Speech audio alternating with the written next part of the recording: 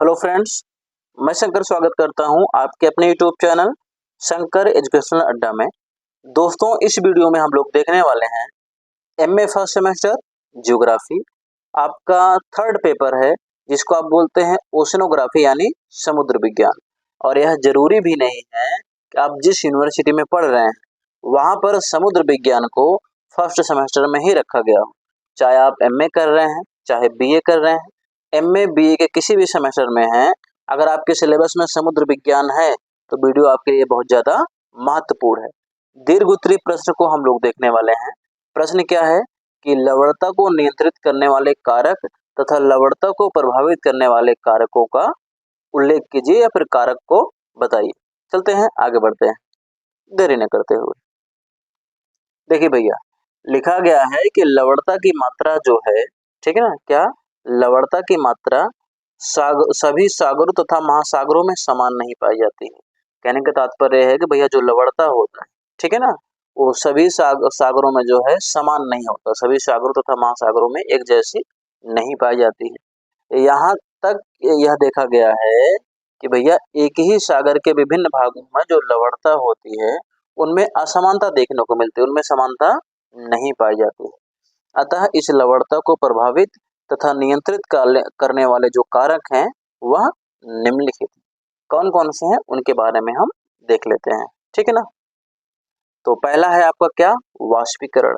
अब बहुत ध्यान से देखिए, अगर यह वीडियो आप पूरा देख लेते हैं तो आपके लिए काफी ज्यादा महत्वपूर्ण यह साबित होगा। यहाँ से ढेर सारे प्रश्न आप बना सकते हैं, जैसे कि भैया वाष्पीकरण महासागरीय या सागरीय लवणता को किस तरीके से प्रभावित करता है, परिभाषित कीजिए। इस तरीके से भी आप प्रश्न यहाँ से बना सकते हैं, ठीक है ना। तो चलते हैं, देरी न करते हुए आगे बढ़ते हैं, देखते हैं क्या लिखा गया है और किस तरीके से वाष्पीकरण जो है भैया प्रभावित करता है लवणता को। तो वाष्पीकरण पता ही है ना कि क्या होता है। जब आपका पानी भाप बनकर उड़ता है तो उस प्रक्रिया को क्या बोलते हैं, वाष्पीकरण कहा जाता है, ठीक है ना। जब वाष्प बनकर ऊपर जाता है पानी तो उसको क्या बोलते हैं, वाष्पीकरण कहते हैं। तो देखिए लिखा गया है कि आपका वाष्पीकरण वाष्पीकरण लवणता को नियंत्रित करने वाला सबसे महत्वपूर्ण कारक। भैया जो वाष्पीकरण है यह लवणता को नियंत्रित करने वाला या प्रभावित करने वाला सबसे महत्वपूर्ण कारक है, ठीक है ना। कह रहा है कि भैया वह स्थान जहां पर वाष्पीकरण जो है तेज अवस्था में होती है, तेज गति होती है, जहां पर वाष्पीकरण ज्यादा होती है, ठीक है ना। वाष्पीकरण की गति जहां पर ज्यादा होती है, मतलब वाष्पीकरण जहां ज्यादा होता है वहां की लवणता भी क्या होती है भैया, अधिक पाई जाती है, ठीक है ना। जबकि वह स्थान जहां पर वाष्पीकरण की गति धीमी होती है, मंद होती है, वहां की लवणता भी कम पाई जाती है, ठीक है ना। लिखा गया है वाष्पीकरण का संबंध चूंकि तापमान से है, तापमान जितना ज्यादा रहेगा उतना ज्यादा आपका क्या होता है, वाष्पीकरण होता है, ठीक है ना। तो कह रहा है कि वाष्पीकरण का संबंध जो है तापमान से है। अतः तापमान अधिक होने पर वाष्पीकरण अधिक तथा तापमान कम होने पर वाष्पीकरण क्या होता है, आपका कम होता है, ठीक है ना। अच्छी याद रखिएगा। आगे क्या है, कर्क तथा मकर रेखाओं के समीप तापमान के अधिक होने पर वाष्पीकरण अधिक हो जाता है। फलतः सागरीय लवणता की मात्रा यहाँ को बढ़ जाती है। क्या कह रहा है कि जब भैया कर्क तथा मकर रेखाओं के समीप जो तापमान होता है वहां अधिक होने पर, ठीक है ना, उसका वाष्पीकरण क्या, वहां का वाष्पीकरण क्या होता है, बढ़ जाता है, जिसके फलस्वरूप होता है क्या है, सागरीय लवणता की मात्रा भी वहां बढ़ जाती है, ठीक है ना। चलते हैं, आगे बढ़ते हैं। वर्षा दूसरा कारक क्या है आपका, वर्षा। इसको ऐसे भी पूछा जा सकता है कि वर्षा सागरीय लवणता को किस तरीके से प्रभावित करती है, ठीक है ना। तो देखिए लिखा गया है कई स्थानों पर वाष्पीकरण के अधिक होने पर भी महासागरीय लवणता की मात्रा अधिक नहीं हो पाती। क्या कह रहा है कि ऐसे कई स्थान हैं जहां पर वाष्पीकरण अधिक होने के बावजूद भी महासागरीय लवणता जो है उसकी मात्रा में आपका अधिक देखने को नहीं मिलेगा, उसकी मात्रा अधिक नहीं हो पाती है। इसका सबसे महत्वपूर्ण कारण है कि महासागरों में वर्षा के शुद्ध जल की आपूर्ति। भैया जो महासागर होते हैं अगर वहां पर वर्षा का शुद्ध जल मिल जाता है ना तो वहां पर जो है लवणता कम हो जाती है, ठीक है ना। तो लिखा गया है अतः उन स्थानों पर जहाँ तापमान के अधिक होने पर वाष्पीकरण तो अधिक होता है, परंतु वर्षा हो जाने पर शुद्ध जल की जो आपूर्ति होती है, उससे जो शुद्ध जल की आपूर्ति है, अगर वाष्पीकरण से अधिक हो जाती है तो वहाँ की लवणता क्या होती है भैया, कम हो जाती है। कहने का मतलब यह है, ऐसे भी क्षेत्र देखे गए हैं जहाँ पर अधिक तापमान होता है, जिसकी वजह से भैया वाष्पीकरण भी अधिक होती है, लेकिन वर्षा हो जाने के कारण क्या होता है, वहाँ पर, ठीक है ना, जो शुद्ध जल की आपूर्ति है वह वाष्पीकरण से अधिक हो जाती है, जिससे वहाँ की लवणता आपको कम देखने को मिलेगी, वहाँ की लवणता क्या हो जाएगी, कम हो जाएगी। ठीक है ना, चलते हैं आगे बढ़ते हैं। आई थिंक इतना समझ में आ गया होगा। ठीक है, आगे दिया गया है कि उदाहरण के तौर पर भूमध्य रेखीय भागों में प्रतिदिन सायकाल को वर्षा हो जाने के कारण तापमान तथा वाष्पीकरण की दर अधिक होने पर भी लवणता नहीं बढ़ पाती है। भैया उदाहरण के तौर पे अगर देखा जाए तो भूमध्य रेखीय भागों में जो है प्रतिदिन शाम के समय, ठीक है ना, वर्षा हो जाने के कारण तापमान और वाष्पीकरण की दर अधिक होती है, उसके बावजूद भी जो वहाँ की लवणता होती है वह बढ़ नहीं पाती है। जबकि कर्क तथा मकर रेखाओं के समीप, ठीक है ना, शुष्क जलवायु होने के कारण सागरीय लवणता में वृद्धि हो जाती है। ध्रुवीय तथा उपध्रुवीय भागों में हिमवर्षा के कारण शुद्ध जल की मात्रा प्राप्त हो जाती है, जिसके कारण सागरीय लवणता में वृद्धि संभव नहीं हो पाती। ठीक है ना, क्या कह रहा है कि भैया जो ध्रुवीय तथा उपध्रुवीय क्षेत्र जो होते हैं, यहाँ पर हिमवर्षा यानी बर्फ की जो वर्षा होती है उसके कारण शुद्ध जल की मात्रा जो है प्राप्त मात्रा हो जाती है, ठीक है ना, जिसके कारण जो है वहाँ के सागरीय लवणता में वृद्धि नहीं हो पाती है। आई थिंक इतना क्लियर हो गया होगा। तो आगे बढ़ने से पहले मैं आपसे गुजारिश करूंगा, यदि आप चैनल पर नए हैं तो चैनल को सब्सक्राइब करें और ऐसे ही रोजाना वीडियो को देखने के लिए, ठीक है ना, इस वीडियो को लाइक करें और इस वीडियो को जिस भी व्यक्ति को जरूरत है, आपके निगाह में जो भी पढ़ने वाला है, उसके पास इसको शेयर करिए, ज्यादा से ज्यादा शेयर करिए, क्योंकि पढ़ेगा इंडिया तभी तो बढ़ेगा इंडिया। ठीक है ना, चलते हैं आगे बढ़ते हैं। अगला भैया क्या है, तीसरा कारक क्या है, प्रचलित पवनें। ठीक है ना, ये भी क्या करते हैं, सागरीय लवणता को कम या ज्यादा कर सकती हैं।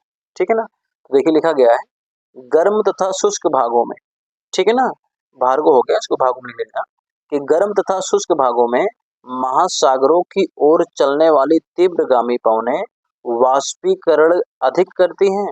अतः महासागरों पर उन स्थानों पर जहां ऐसी स्थिति मिलती है लवणता अधिक पाई जाती है। क्या कह रहा है कि भैया गर्म तथा शुष्क भागों, ठीक है ना, जो महासागरों की ओर से चलने वाली तीव्रगामी पवनें होती हैं, उनकी वजह से वहां पर जो है वाष्पीकरण अधिक होता है और उस स्थान पे भैया क्या होता है, देखने को मिलता है कि महासागरों में लवणता अधिक पाई जाती है। ठीक है ना, इसके विपरीत वह स्थान जहां शीत तथा आर्द्र प्रदेश की स्थिति मिलती है, कहने का मतलब जहां शीत और आर्द्र प्रदेश, जहां ठंडे प्रदेश देखने को मिलते हैं, वहां पर पवनों से जो है वाष्पीकरण कम हो पाता है, तो वहां की लवणता भी क्या होती है भैया, कम हो जाती है। ठीक है ना, आई थिंक इतना क्लियर हो गया होगा। अगला क्या है भैया, नदियां, ये भी क्या है, लवणता को काफी ज्यादा प्रभावित करती हैं। माना जाता है कि सागरों में लवणता की वृद्धि में नदियों का विशेष योगदान रहता है। ठीक है ना, परंतु चूंकि नदियां स्वच्छ जल की आपूर्ति सागरों में करती हैं, अतः नदियों के मुहानों पर जो है लवणता की मात्रा अत्यंत कम मिलती है। ठीक है ना भैया, जो नदियां होती हैं वह स्वच्छ जल लाकर गिराती है, ठीक है ना, जिसकी वजह से क्या होता है, जहां नदियां गिरती हैं, नदियों के मुहानों पर क्या होता है, सागर में लवणता आपको कम देखने को मिलती है। ठीक है ना, जैसे उदाहरण के लिए गंगा, गोदावरी, कांगो, अमेजन तथा नाइजर नदी आदि नदियों के मुहाने पर लवणता जो है भैया कम पाई जाती है। इसके अतिरिक्त वह बंद सागर, जिनमें नदियां अपना जल गिरा देती हैं, ठीक है ना, क्या कर रहा है भैया, इसके अतिरिक्त वह बंद सागर, जो बंद सागर होता है, जहां पर नदियां अपना जल जाकर गिराती हैं, वहां भी लवणता जो है आपको देखने को कम मिलेगी। ठीक है ना, चलते हैं आगे बढ़ते हैं।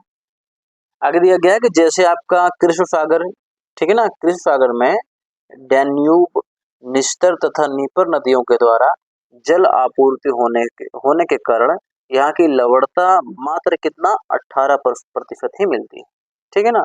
नदियों के आपूर्ति वाले भाग में, ठीक है ना, नदियों के आपूर्ति वाले भाग का एक यह तथ्य है कि उन स्थानों पर जहाँ वाष्पीकरण नदी जल की आपूर्ति से अधिक होता है वहां पर लवणता क्या होता है, अधिक होती है।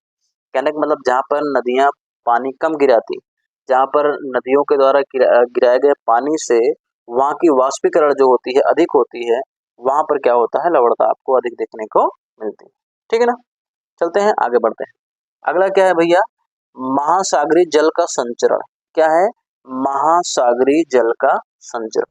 ध्यान देना, जहां कह रहा है कि वह महासागर, ठीक है ना, वह महासागर जहां जल में स्थिरता नहीं होती है वरन जल का संचरण होता रहता है, वहां लवणता में कमी हो जाती है। मतलब वह महासागर का वह भाग जहां पर जल में स्थिरता नहीं रहता बल्कि पानी क्या रहता है आपका, बहता रहता है, वहां की लवणता क्या होती है भैया, कम हो जाती है। इसके अतिरिक्त वह भाग जहां जल का संपर्क किसी बाहरी जल से नहीं हो पाता है, अर्थात जल का संचरण नहीं हो पाता है, वहां पर लवणता की मात्रा में वृद्धि हो जाती है। ठीक है ना। यह मुख्यतः बंद सागरों में देखी जा सकती है। ठीक है, आई थिंक इतना क्लियर हो गया होगा। आगे देख लेते हैं भैया, सागरीय धाराएं। ये भी क्या है भैया, महत्वपूर्ण कारक हैं जो कि महासागर की या फिर सागर की लवणता को प्रभावित करती है। तो देखिए लिखा गया है, महासागरीय लवणता को परिवर्तित करने में महासागरीय धाराओं की भूमिका अधिक महत्वपूर्ण है। ठीक है ना। यह महासागरीय लवणता को बढ़ाने तथा घटाने का महत्वपूर्ण कार्य करती हैं। कौन, सागरीय धाराएं। ठीक है ना। गल्फ स्ट्रीम जब अधिक लवणता वाला जल लेकर उत्तरी पश्चिमी यूरोप के तट पर पहुंचती है, जिससे वहां की जो है भैया लवणता में वृद्धि हो जाती है। यानी जो आपका गल्फ स्ट्रीम जलधारा है वह अधिक लवणता लेकर के जहां जिस भाग पर जाके गिरती है, कहाँ गिरती है, उत्तरी पश्चिमी यूरोप के तट पर पहुंचती है, तो वहां की जो है लवणता जो है वो अधिक हो जाती है। ठीक है ना। आगे क्या कह रहा है, जबकि लेब्राडोर की ठंडी जलधारा जो, ठीक है ना, उत्तर पूर्वी अमेरिका के तट पर जब अपना कम लवणता वाला जल पहुंचाती है, ठीक है ना, तो वहां लवणता जो है स्वतः ही कम हो जाती है। अतः स्पष्ट है कि कम लवणता वाले महासागरीय भागों से चलने वाली धाराएं अपने मार्ग की लवणता को कम तथा अधिक लवणता वाले महासागरों से चलने वाले जलधाराएं अपने मार्ग की लवणता को बढ़ा देती हैं। क्या कह रहा है कि भैया, वे जलधाराएं जो कम लवणता वाले महासागरों के भागों से निकली हैं, ठीक है ना, वहां पे चलती हैं, वो अपने मार्ग में चल करके लवणता की कमी करती हैं। और वे सागरीय धाराएं जो आपके ऐसे महासागरों से निकलती हैं जहां पर लवणता अधिक पाई जाती है, तो उनके मार्ग में भी लवणता क्या होती है भैया, वो बढ़ा देती है। आई थिंक इतना आपको समझ में आया है। अगर चीजें पूरी तरीके से क्लियर हुई हो, चीजें आपको समझ में आई हो, तो चैनल को सब्सक्राइब कर लें और इस वीडियो को लाइक करना ना भूलें। मैं फिर से आपसे कह रहा हूं कि इस वीडियो को ज्यादा से ज्यादा शेयर करें, क्योंकि पढ़ेगा इंडिया तभी तो बढ़ेगा इंडिया। मिलते हैं आपसे अगली वीडियो में।